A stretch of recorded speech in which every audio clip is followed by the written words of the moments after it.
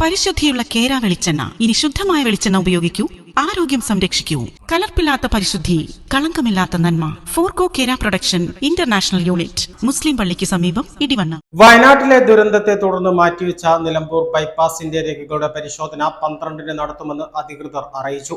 പൊതുമരാമത്ത് വകുപ്പിന്റെ നിലമ്പൂർ റെസ്റ്റ് ഹൌസിൽ ഈ മാസം 12-നാണ് പരിശോധന നടക്കുക. മുതുകാട് മുതൽ മുക്കട്ട വരെയും മുക്കട്ട മുതൽ വെളിയംതോട് വരെയുമുള്ള ഭൂമി കൈവശക്കാരിൽ നിന്ന് രേഖകൾ ശേഖരിച്ച് പരിശോധിക്കും. രാവിലെ 10 മുതൽ 12 വരെ മുക്കട്ട മയ്യന്താനി റോഡ് വരെയും ഉച്ചയ്ക്ക് 2 മുതൽ 4 വരെ മയ്യന്താനി റോഡ് മുതൽ വെളിയംതോട് വരെയുമുള്ള കൈവശക്കാരിൽ നിന്നുള്ള രേഖകളാണ് പരിശോധിക്കുക.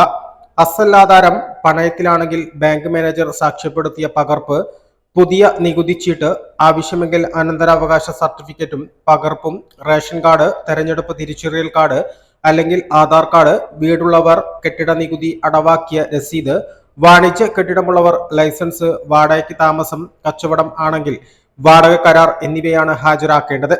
എല്ലാത്തിന്റെയും അസൽ പകർപ്പും ആവശ്യമാണെന്ന് അധികൃതർ അറിയിച്ചു. A+ vision, Nilambur.